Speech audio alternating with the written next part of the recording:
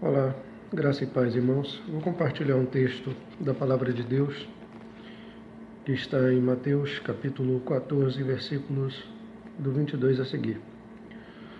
E logo ordenou Jesus que os seus discípulos entrassem no barco e fossem adiante para outra banda, enquanto despedia a multidão. E despedida a multidão, subiu ao monte para orar à parte. E chegada já a tarde, estava ali só. E o barco já estava no meio do mar, açoitado pelas ondas, porque o vento era contrário. Mas à vigília da noite dirigiu-se Jesus para eles, caminhando por cima do mar. E os discípulos, vendo-o caminhar sobre o mar, assustaram-se, dizendo: é um fantasma, e gritaram com medo. Jesus, porém, lhes falou logo, dizendo: tende bom ânimo, sou eu, não temais. E respondeu-lhe Pedro e disse: Senhor, se és tu, manda-me ir ter contigo por cima das águas. E ele disse: vem. E Pedro, descendo do barco, andou sobre as águas para ir ter com Jesus. Mas, sentindo o vento forte, teve medo e, começando a ir para o fundo, clamou, dizendo: Senhor, salva-me. E logo Jesus, estendendo a mão, segurou-o e disse-lhe: Homem de pequena fé, por que duvidaste? E quando subiram para o barco, acalmou o vento. Glória a Deus. Eu quero extrair desse texto algumas lições e, de antemão, quero agradecer a irmã Keila pelo convite que me fez para trazer essa reflexão. Espero que ela possa trazer algum tipo de edificação a vocês. Para quem não me conhece, meu nome é Alisson, sou pastor, aqui de Brasília. No momento estou no entorno do DF, na cidade de Santo Antônio do Descoberto, Goiás. Tá certo? Andar pela fé em Cristo. A Bíblia diz que nós andamos por fé e não por vista. Pedro teve uma grande oportunidade de exercer sua fé, mas num dado momento vacilou. Desse texto eu quero extrair algumas lições. Peço perdão a vocês, estou um pouco resfriado, tá certo? Primeiro, andar pela fé é algo impossível para quem anda na carne, ou para quem vive na carne. Lembrando que andar na carne não é andar no corpo humano, tá certo? A gente fala sobre andar de acordo com a concupiscência, com os desejos da carne, com as propensões da nossa natureza decaída e pecaminosa. O homem não pode viver pela fé quando ele está propenso a pecar, quando ele satisfaz os desejos da sua carne. Então, se nós vivemos de acordo com as concupiscências da carne, nós não podemos andar no Espírito. Essa é uma máxima do apóstolo Paulo. Outra coisa importante que eu aprendo também nesse episódio, o nosso andar em Cristo precisa ser sujeito à obediência à palavra de Deus. Nós precisamos viver pela fé, mas uma fé que tem fundamento, uma fé basada ou baseada, tá certo?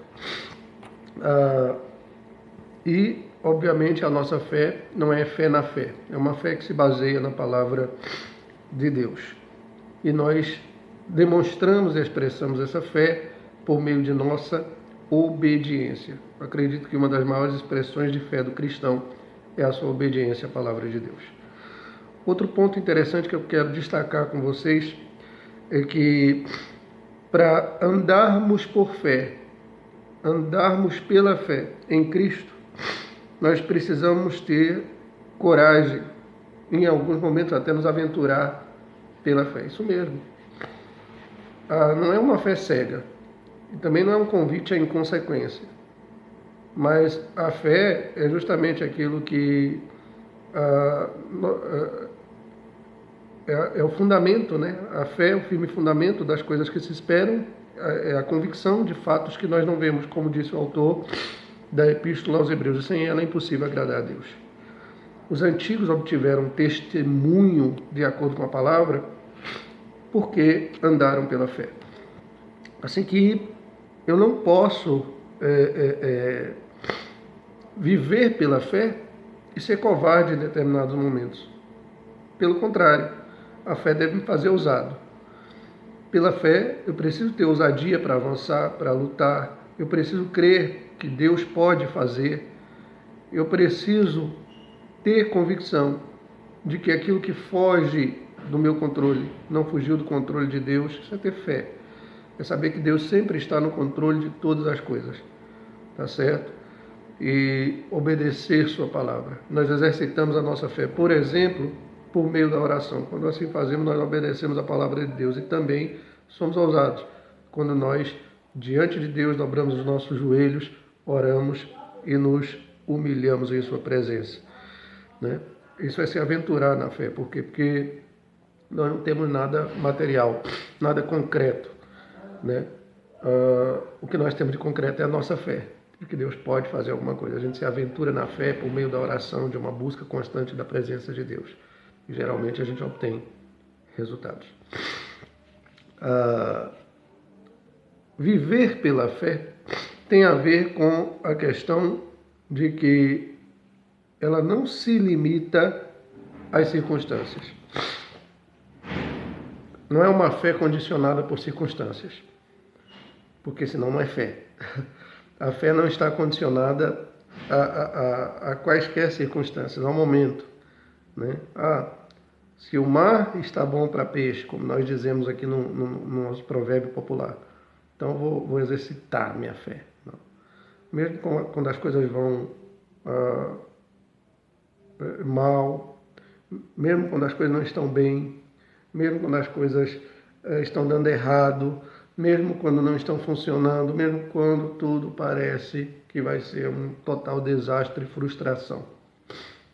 Nós cremos, nós exercitamos a nossa fé, nós buscamos a presença de Deus e confiamos que Ele tem poder de mudar situações, de atuar de uma maneira sobrenatural em situações que nós não temos mais recursos humanos e não temos o que fazer. Mas Deus pode fazê-lo. A fé não está limitada às circunstâncias. Muito pelo contrário, muitas vezes, graças a ela, né, aliada, claro, à soberania de Deus, ao poder de Deus, à vontade de Deus, as situações elas são mudadas, elas são transformadas. Então, o crente, para agradar a Deus, ele precisa, sim, exercitar a sua fé em todo e qualquer momento. Ela não está condicionada às circunstâncias. Outro ponto interessante.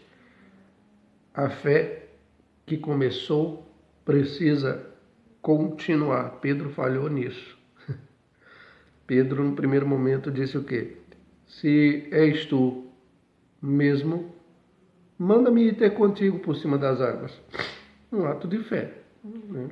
Ali é algo que seria anormal do ponto de vista humano. Jesus Cristo disse, venha. E ele foi. E ele andou por sobre as águas. Olha, que interessante. Só que ele falhou quando ele sentiu o vento ali, né? O vento forte fez com que ele sentisse medo e a sua fé então falhou naquele momento, tanto que Jesus vai chamá-lo de homem de pequena fé. A fé que começa precisa continuar, precisa prosseguir. Pedro falhou nisso. E a fé não é apenas um ato.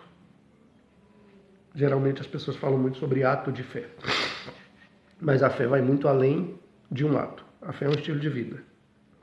A fé é um ato para toda a vida, ou são atos que estão refletidos em toda a nossa maneira de viver. É algo do dia a dia. Nós vivemos pela fé. Não é um ato profético que reduz isso. Não é reduzido a um ato profético, não. É um ato de fé, não. É um estilo de vida. Nós vivemos pela fé todo dia. Nós andamos pautados por essa fé. Nós cremos e a nossa fé é fundamentada. Como eu já disse anteriormente, não é fé na fé. É uma fé fundamentada naquilo que a palavra de Deus nos ensina. Por fim,